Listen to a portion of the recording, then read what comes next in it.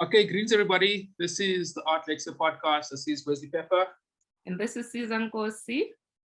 Yeah, man, and this is episode 77. Yeah, I always get my numbers confused, but that just means that I got so much numbers in my head, and I've got this big brain, and I have to always process numbers.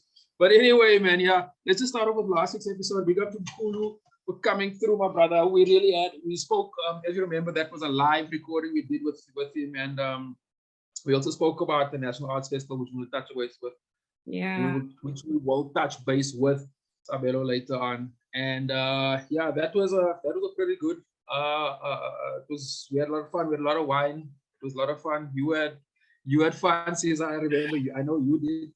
No, absolutely. Because even the conversation was nice. You know, we spoke about June 16 languages and his work as a theater director and a community, art practitioner.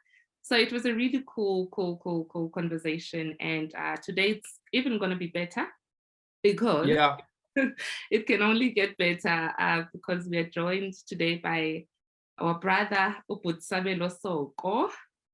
You know him, he's a poet, he's a musician, he's an actor. And he's a cool Black human thinker, brother. So welcome, my brother, and thank you for making the time. Thank you very much, Siza, for having me. Wesley Pepper. Beautiful to see you guys working together. The last time I was here, it was just an audio thing with Mr. Pep. And I think the collaboration and the fact that now we have got visuals, we can see each other. It just says people are growing. Siyabonga, thank you for having me. Yeah. No, Siyabonga, and we keep thanking the technology. Thanks, brother. I actually want to touch base on that. Like we spoke in 2020 when this whole podcast idea was still new. That time I was still on my own, and I remember we just spoke random things about what was happening in the world.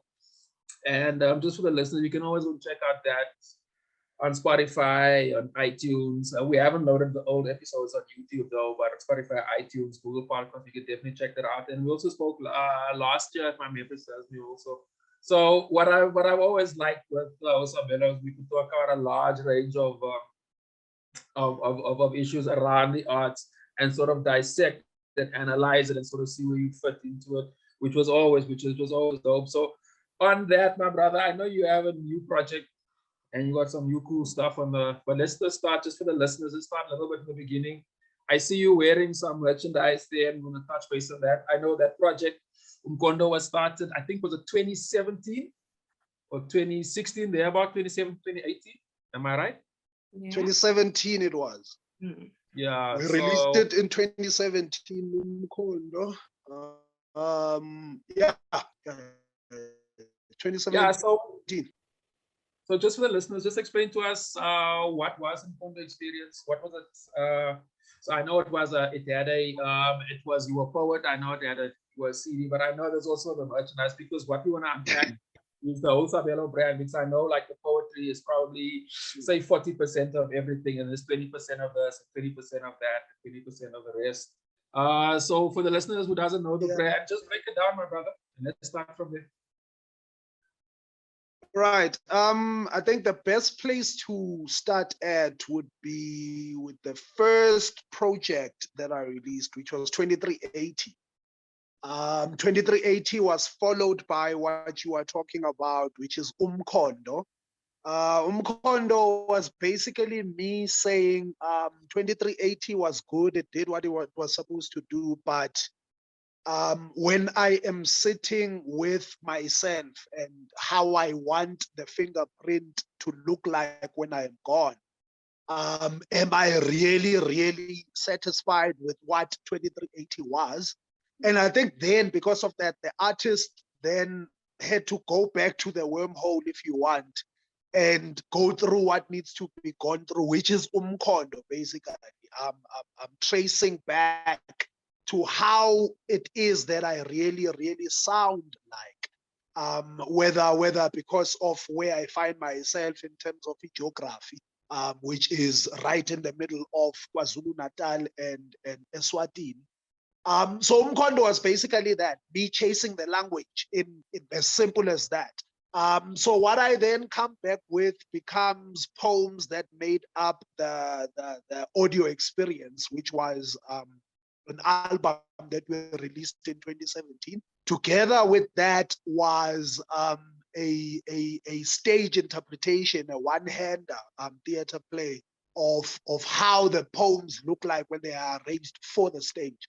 And also there was a chapbook that you actually assisted as far as the translation thereof was concerned, because there was also an English version of that chapbook. Because I am a person who tends to dabble with this, dabble with that, dabble at that, sometimes I had been doing the merchandising and clothing, branding, selling and pushing things ever since before even the World Cup.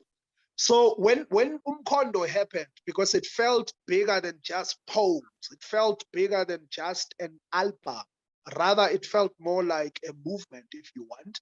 It felt more like a lifestyle, because I had to switch off everything in order for me to get close to how I sound.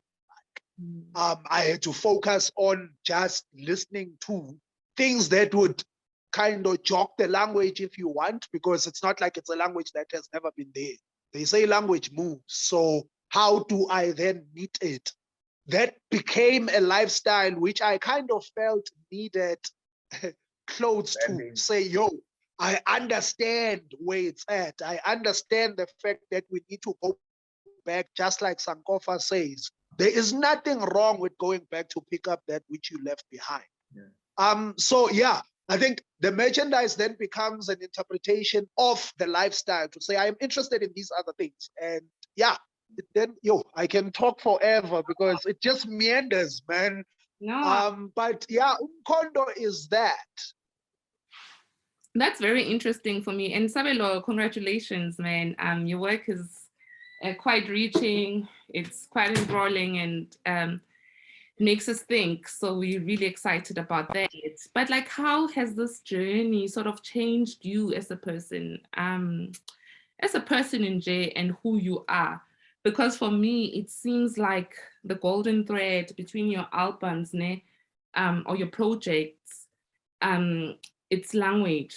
And language is identity, like you say. Like, even how the merchandise comes in, how we see ourselves. But like for me, another important thing is then how does that shape culture? Like, this is our future, what you are creating, or our present. It's so urgent because it's representation, like you say, it's a lifestyle. And there's an urgency in the world of self-discovery. You're using isiZulu or isiSwati or konke kubibi spin Venek kanjalo, but that's how you express yourself, and that's how you sort of create communities. How is that like, and how's the response? I think more than anything, how the journey and the path that I have taken has shaped me as a person still remains to be seen, because it's an unfolding thing. I cannot say, this is who I am now. But I can definitely tell you that when I released the first project, I was a person who was thinking this way. And now in 2022, there are things that probably I said in the first project that I do not live or stand by in 2022. So that is to say that as much as for another person, it might seem it's just poetry, it's just words, but because those poems are coming from a lived experience, they would carry who I am in them, right?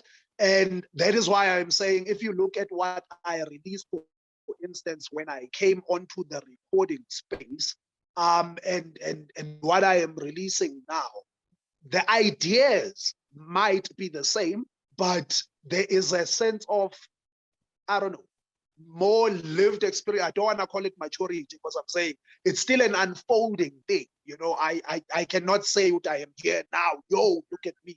And I think in accepting the fact that this is a moving thing, there are relationships that dissolve along the way. There are people that fall away, not because one would say, no, this one does not fit into the thing anymore, but because the truth, what I stood for in the first project and what I stand for however many projects later might not resonate, you know what I'm saying, with people that thought, yo, this is, but if you are not allowing the process of impilo to happen, then friction happens, which is why then other things will fall away. So I am always interested in those who are willing to embrace the fact that we are an ever-growing species. And those are the communities that you are talking about. Those are the new people that come in. And going back to language, the beautiful thing that language would then say, it says sizalwa nabanye siyofa nabanye. You know what I'm saying? So we, because it's a moving thing, you know, you cannot contain it and say, me, I was friends with this one when I was 5, and we spoke about this, therefore it should remain exactly the same. If the movement says at the age of 10, that person is no longer there, they are no longer there. What I need to be true to is my journey as a person. And poetry has allowed me to do that without even wanting to say, yo, I am trying to create communities, but really saying I am trying to understand who am I and where do I vibrate the most at. And if I am true to that, you then find these communities happen on there. Yeah. Meander again, but yeah, that's that.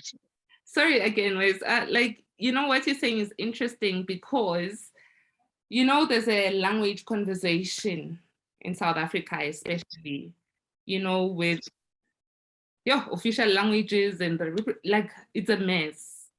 But also, I sort of find what you're doing interesting because you are not sort of pushing the purest part of language, you know, where isiZulu sikhulunywa kanje according to uzbanban nozbanban. You know, even though I feel like there's a gap on that, I don't know. But I think that's what you're doing, which is very interesting and very true of language to me. That's my personal. Yeah. So I think when I started working on Umkhondo, so before Spin Venek, because Spin Venek is literally what happens after the Sankofa mission, going to fetch it. When I'm working on Umkhondo, switching off everything, listening to only Nkosi, reading strictly Zulu books, and that is where I then noticed the fact that the notion of the language as something that is sitting in a museum, and amanzi remain amandambi because this is how it would have been said in 18, I do not know, When I am interacting with this thing, you then notice this thing can go to any direction depending on where you find yourself. But where the confusion happens, I am no politician, but it really feels like when you start packaging things and you say there are 11 languages here, right? That thing is bound to become a problem later on because the people who are sitting right in the middle of the 11 languages, who could be pulling from this one, and that one, because they started speaking before you categorize these languages according to your categories. It then becomes a problem in the surviving sense of, yo, I want to be a language worker, because then the question becomes, where do we fit you in? Are you Zulu? Are you Ndebele? Are you Swati? You know? Whereas in actual fact, when you go back to before those classifications happened, what was the language? And so I think then for me, the struggle and the fight that I find myself automatically fighting it becomes one that says, if the unifier of the Zulu nation, Ushaka, Ilembe himself, was a person, as we know, who would get this tribe here, that tribe there, and put them together. If these people come in here and they call, I don't know, they call Ukezo, whatever it is that they call it, according to wherever they were found, and they are brought into the same space as these ones who call Ukezo, Ukezo, because that's where they are coming from, right? At a certain point, the children who come as a generation that follows this amalgamation that happens will definitely have a new term for Ukezo. You know what I'm saying? Because we understood it this way, we understood it that way. Now we are together. Where does it flow towards? You know? Now ugupi, ugepi, ulapi. Am I gonna say, yo, that was not isiZulu because you went that direction? Now, the more I am doing the work, you then notice, I might find myself caught up in really things that do not move us forward as a people. Whereas if you say to me, you know, when I was doing Umkhondo, one of the most interesting things I picked up was the idea of inhlawu, right? And I know there are a lot of people who have seen the video that I did talking about that, who are like, nah, but it comes off as though you do not really know what you are talking about. But I'm like, here I am not chasing the purist. Rather, I am chasing what makes sense for me as a person that finds himself having to pay this thing in 2020, whatever, you know? And when I approach it from that level, whether it is the language itself, you then find that there are things that fall away automatically because they do not talk namhlanje.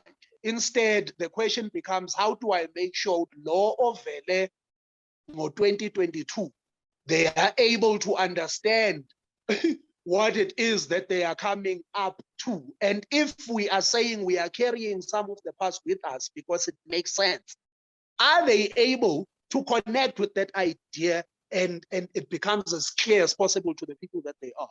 Instead of this willy-hilly life that we want to create of, hey, this is how it is. It's not a museum thing, this thing.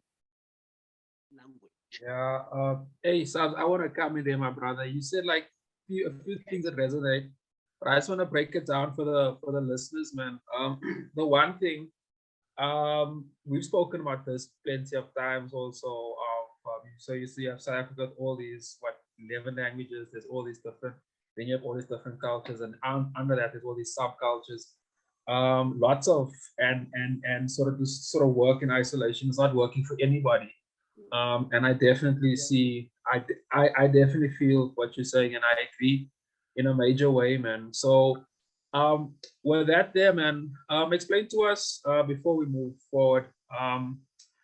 Okay, so with that being said, explain to us like how long did it take for you to put the whole project together? How long did it take to put Venek together? What does it? So it's an audio, it's a book. Yeah, explain to us a bit of that, and then we'll just unpack it. So but before you, you took back, yes. Sorry, because I wanted to say before you guys close that matter, I'm enjoying this language conversation because for me, all I'm hearing is poetry. Instead, you know, and poetry for me is a play around the language instead of saying this is the proper Zulu or the Zulu of the Zuluist, you know. So it's interesting, Siza, because what you are hearing, it's what you want to hear, right? And I am saying to you, when I come into the language, yes, Iskole would say, this is how we talk the language. This is how we speak the language. Yeah. And I suck all of this because, yes, I want to learn how to wakazisa like them wakazising people, right? Mm-hmm. But whose story am I telling when I'm wakazisering like them wakazisering people? It's the same as me saying, why did Casper go to America to tell Americans that, yo, I am not African American, I should have been American? it's like I try now. Angisilo umuntu enginguye. And you know, and I'm saying poetry for me because also there's music, there's images, it's alive, it's a reflection of what's going on, and that's what you're doing. Because with Spin Venek, it also reads like a story. You know, the whole radio thing with adverts and the weather, that was pretty interesting. It was like theater. Of course, that's what radio is, but that's what I meant by poetry, man. You just I totally hear you. Because I think the interesting thing, especially when working with language, one of my favorites, Lexcia says, his mother tongue and that of his mother and that of his son, or is it his daughter that he makes an example with, is not the same thing, even though ba umuntu oyi-one, so to say, because the language keeps moving. Whatever that was spoken in Northwest, where the mother could be coming from, and what's spoken as Soweto 1970, and what's spoken as Soweto 2002 or 2022, it is not the same, you know. And if we are allowing the movement to move, you would find with the poetry of the day, the same example I made, Sizalwa nabanye, sofa nabanye. The poetry of the day would then show you, hey, the language is moving, it is not standing still. And if we allow it to move, you will then find that there are these beautiful images that just come up, because singabantu abamuvayo, we are constantly moving. This idea of saying we need to speak like, I don't know, man. Yes, it's beautiful, because bakhona abantu who speak like that, and me then taking what they do and claiming ukuthi I can do it better than them, whereas there is a space of what I can do better than myself. There is something not right there, and somehow I feel like that's what academia wants people to do. Would call who you are and fit into this tiny hole that will force you to process thoughts 15 times before they get to what it is that you are trying to say. And it's a process. For me to get to that type of thinking and that type of talking, I had to walk the path and then get to a point where I'm like, this does not feel like the thing. Because if the truth of who I am is contained in izithakazelo, right? Somehow there is poetic license. There is what you are talking about, which is the spoken language by the people that goes into lezo ithakazelo lezo, defining who I am. And if I do not take that into consideration and then follow how it is that these people are molding the words today in order for them to articulate who they are and how they feel, then somewhere, somehow, ngiphila la kule bubble eli-create-wa in the space ebengisisho ekuqaleni osebenza kuso Siza. You just had to, Tiko. Because it's real, yes, it is a real thing. Because even in lower education, it's still the same thing. isiZulu sifundiswa different. Like, it's just crazy. And I mean, it's bigger. I don't know. I don't even know how or where we start fixing it, you know. But it's interesting, and it's an exciting space, I think, Wes, because writers are writing and they are publishing, you know, artists are working and putting out the work. So at least there's not just one way of consuming information. And what I just like is how rich the process is, and how beautiful it is actually documenting. As you talk, I'm thinking that we're actually documenting this transcript, you know, like I think that's also just a beautiful part. And I think the process is rich, so it makes that's what I personally love. I like nuances and details and like things. you know, I love that. Sabelo, you know, I wanna because there's just a point there, because there's your work is incredibly layered. You know, excuse the running nose. Your work is layered, my brother. And I know that there's also because we want to move into the performance type of the stage performance. I know you also visual. I'm sure the listeners or the viewers could already get a little bit of a taste of that.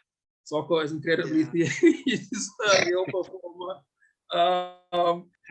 So explain to us. Okay, so Spin Venek is out. What is the project? What does the project comprise of?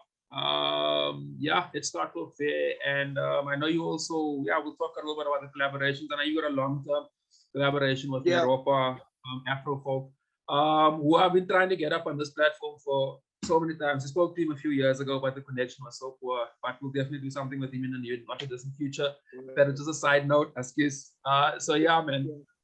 Explain to us a little bit about that, my brother, and we'll just unpack it bit by bit. Yeah.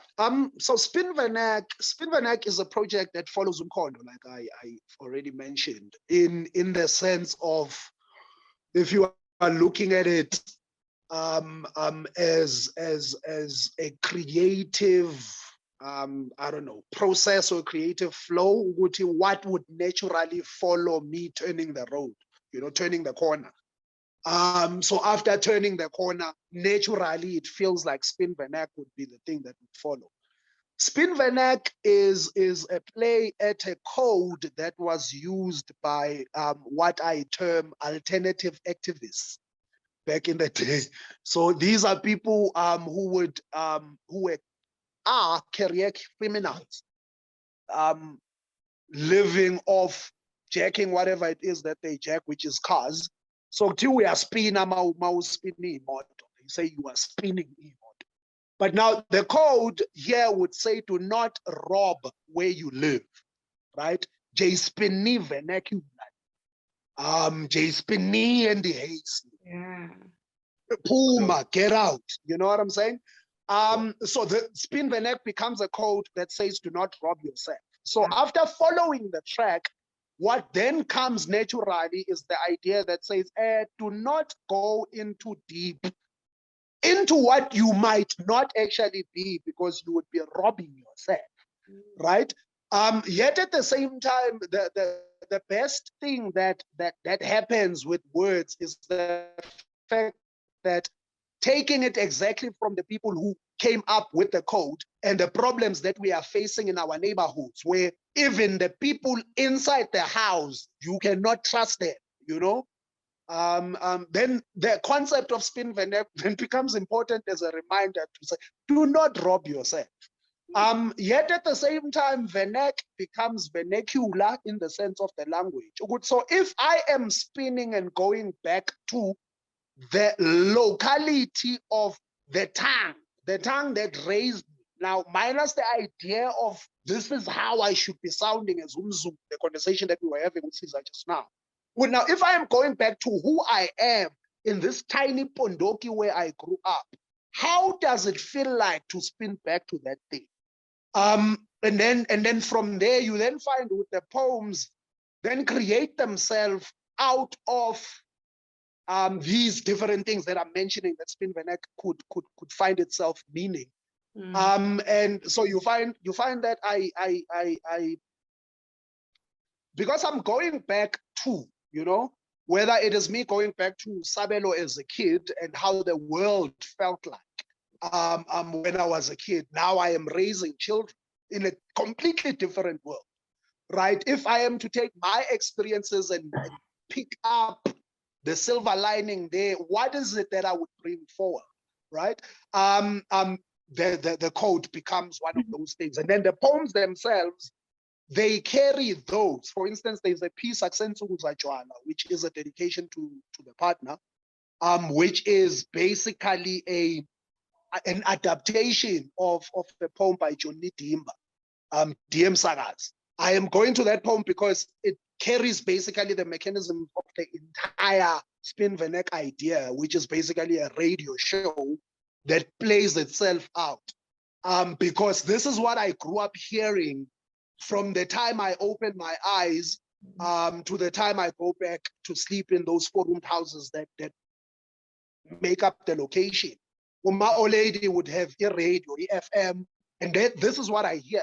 So Atensukuzajwala then becomes a dedication because how do I talk to the person in the radio? Now, the beauty of academia says when you are adapting, this is what adaptation needs to look like. So I take that and I think of relationships in the sense of me and the one that I am with now.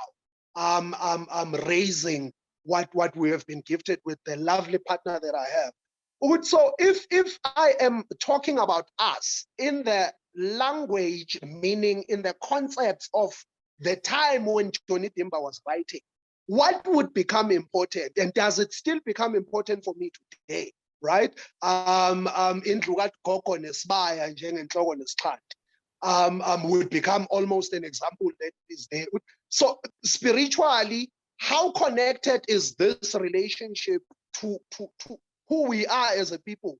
So yeah, it plays around all of that, but the idea really rotates around radio, with me hearing radio all the time, almost wanting to be a radio presenter at a certain point. But because I speak the way I speak, Likwala would be like, nah, Papa, go to Nkosi. Nkosi would be like, Mkhulu, you are Likwala man.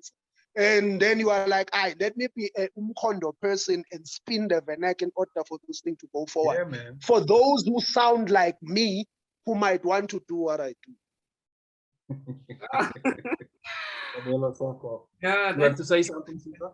oh yeah, just on the project, because obviously a lot of musical elements, and I know you are going to the National Arts Festival with Umuropa, you are doing inkanyezi and spin Venek, or with spin Venek. Yeah. Yeah. Explain to us about about the entire production. Right. So spin Venek, like you were saying, Mr. Pepper, my work tends to have layers, right? When I started rolling Spin Venek out, it was before even the recording process began. Okay. Not sure what happened there. Sabelo just left us for a little bit. Yeah. But I'm sure I'm sure it's probably serious. But anyway, I'm enjoying the conversation, Wes. Yeah. And I think the process is so rich, man. And so layered. And I mean, for me, that's how I want to actually make the information accessible. You know, I want to use this podcast as another way of, referencing ourselves, even how we speak and explain ourselves. But yeah, it's very interesting. Yeah, man. I mean, we're in the June month, so I think it's going to be interesting how, we consume all of this with the memory of 76, June 16, when a group of young Black students were fighting against the system. So yeah, and Sabza has disappeared there. Where's, I don't know. Okay, so let's do this, man. Let's just talk for a little bit. I'll try to contact him through WhatsApp. So just for listeners, man, like in South Africa, it is Youth Month, and part of also what wanted to unpack with Sabelo also is like, how does he see his project put into this month? Because as you guys know, and we said this is a Pan-Africanist platform, and we champion Pan-Africanist ideology more than anything else. And we're also very interested to see how does the Spin Venek project sort of fit into that Pan-Africanist narrative, because the guy who is collaborating with Meropa, I mean, he's a seriously gifted musician. guitarist, also has his own project. And it will be interesting to see how they, because I also think like what makes them work, because both Siza and I know them well, and we've worked with them over a few years separately. So what I always think works for them with that collaboration so well is their personalities. I think it really contrasts and it really looks well. So we will unpack a little bit about that and his merchandising. So yeah, Wes, Mina, I mean, I feel like obviously and our listeners know that I'm a poet myself, so I really I really enjoyed this episode because it's speaking about the form of expression that I use myself. And I mean, I learned a lot from today's conversation. I enjoyed the ideas I enjoyed the perspectives, that are different.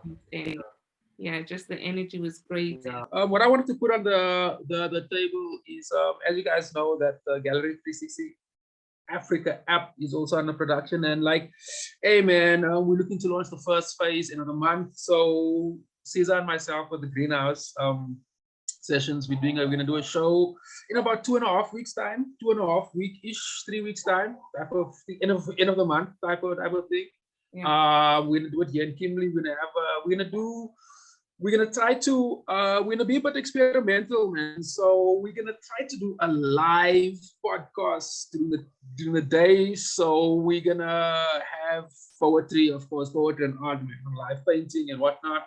And we're gonna go around like asking some of the guys like what they think, and we're gonna experiment a little bit with that and see how that goes. That's I'm definitely looking forward to. Looking forward to that. Yeah. Yeah, and you have something to say about that, my sister? Oh, no. It's going to be dope. I think Richard Rayba will be with us. He's a, yeah, we also do this at platform man. Yeah, which we will talk about. Yeah. Okay, yeah, we will talk about. Yeah, we'll talk about that in I guess in a few months time, a few weeks time actually, because it seems like the project already few things started to be activated. So the interesting thing about this, about the platform, and I think we can actually just wrap up because it's becoming a little bit awkward now. We'll definitely reach out to Sabelo again and see if we can finish today's recording. Cool, man. Thank you. You have anything to say? Everyone. No, thanks for tuning in, and yes, remember to like us, comment, continue the conversation. Like, subscribe. It's the Lexcia podcast. Hi everybody. Yeah, we had a bit of a technical issue there. We had to cut the interview for a whole host of reasons. There was a bit of a network issue and there was a delay and so forth and so forth. So yeah, man, sorry about that. What we did was Sabelo recorded the last bit of the interview the following day, which is what we'll play after this. So basically, he just explains what we were getting into because we were starting to get into the National Arts Festival. His collaboration with Meropa, the house spin Venek was fitting into that and so forth. So we were just pretty much building it up to the National Arts Festival, which, as we know, is happening end of the month. So definitely, everybody's listening to this should definitely, if you can't go there physically, and I know things are expensive, definitely check that out. We're definitely supporting that on this platform. And so we'll play Sabelo's thing at the end. And remember to always like, subscribe, and comment on this episode. And you can catch us up on iTunes, Spotify, Google Podcast, YouTube, and Captivate. And okay, so this will be followed by subs, and we will catch you next week. Inkanyezi is going to Grahamstown from the 24th of June till the 27th. The 27th is our last show. We are playing at the Graham Hotel. Inkanyezi is a production by Meropa taken from his album titled Inkanyezi, which basically tells the story of a man who leaves their hometown and heads out to the city to try and strike gold with the guitar, because they are a person or a people who survive through music.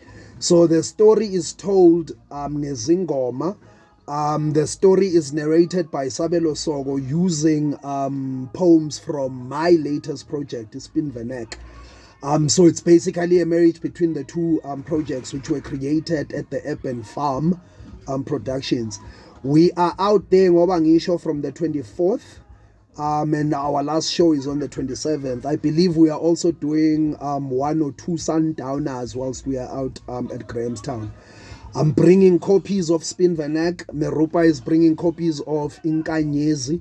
The production is fire. We've been working on this for a while. It's just a matter of it going out. More than anything, please do support, stream the work. I am available on YouTube as Sabelo Soko. I am available on Instagram as Sabelo Soko. Facebook, it's also Sabelo Soko. The connection is throughout. Spin Venek, which is my project, it is out on all streaming platforms. You can go get it. Uyaheleza umoya emthonjeni wegolide. Kwanyamaka ipheli kusela amathambo ethemba elingadeli enkabeni yodumo kuduma amathumbu ubusuku nemini kukhala amaxoxo imbuyiso thini olusohlangothini lojombe endlini ophila ngentshontsho okasoko. Thank you very much. Wesley Pepper, thank you. Out Lexcia is a home for us. Keep growing. Nino Siza Nkosi. Thank you.